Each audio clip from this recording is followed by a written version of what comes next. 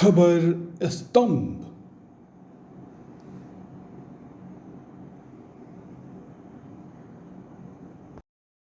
हाल ही में नगरी नगरी सोशल मीडिया पे खूब वायरल हो रहा है, जिसमें रूपी गिल और जस बजवा ने शानदार अभिनय किया है। इस गाने को प्रसिद्ध गायक ज्योति नूराम ने अपनी आवाज़ दी है। ये गाना नई पंजाबी फिल्म बीबी रजनी का एक हिस्सा है, जिसने अपने रिलीज के बाद से ही दर्शकों के दिलों में जगह बना ली है।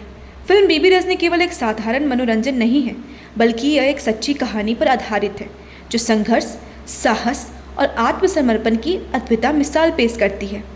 इस फिल्म में दिखाए गए जज्बात और वास्तविकता दर्शकों को एक नई प्रेरणा देती है, जिससे वो खुद को इस कहानी से जोड़ पाते हैं।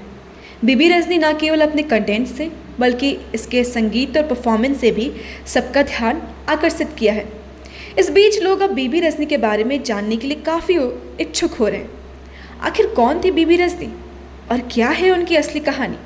आइए जानते हैं। गुरु रामदास के समय में एक उल्लेखनीय व्यक्ति रजनी थी, जो पति के राजेश्वर कारदार राय दुनीचंद की सबसे छोटी बेटी थी। रजनी एक समर्पित सिख और गुरु की शिष्या थी। एक दिन जब वो अपनी बहन के साथ अपने पिता द्वारा दिए गए कपड़ों की प्रशंसा कर रही थी, तो सभी ने उनकी उदारता के लिए उनकी प्रशंसा की।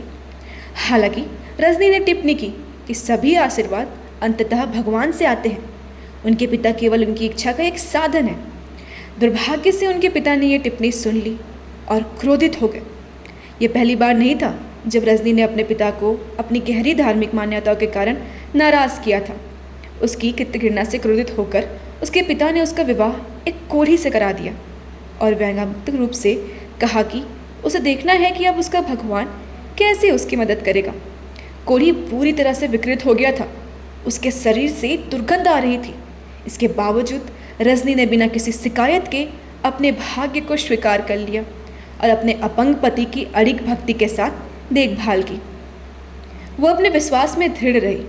उसे विश्वास था कि भगवान उसकी परीक्षा ले रहे हैं। एक दिन जब रजनी पास के गांव जा रही थी, तो वो एक तालाब पर रुकी। उसने अपने पति को तालाब के पास बिठाया और भोजन की तलाश में चली गई। उसकी अनुपस्थिति में कोढ़ी ने एक काले कौवे को तालाब में डुबकी लगाते हुए देखा, और जब वो काला कौवा बाहर आया तो वो सफ़ेद हो गया था। इस चमत्कार से चकित होकर वह रेंगता हुआ तालाब तक गया और खुद भी डुबकी लगाई। उसे आश्चर्य हुआ कि वो पूरी तरह से ठीक हो गया था। जब रजनी वापस लौटी तो वो अपने पति को स्वस्थ और तंदुरुस्त देखकर चौंक गई। शुरू में उसे संदेह हुआ कि वह कोई और हो सकता है, लेकिन उसने अपनी पहचान के प्रमाण के रूप में उसे एक उंगली दिखाई, जिसे उसने जानबूझकर नहीं डुबाया था, जिस पर अभी तक कोढ़ के निशान थे। कृतज्ञता से अभिभूत दंपति ने भगवान को धन्यवाद दिया और गुरु का आशीर्वाद लेने चली गई। जिस कुंड में यह चमत्कार हुआ, वो बाद में श्री हरमंदिर साहब का स्थल बन गया। माना जाता है कि इसके पानी में औषधीय गुण है, संभवतः इसके किनारे पर प्रचुर मात्रा में उगने वाली तुलसी के कारण।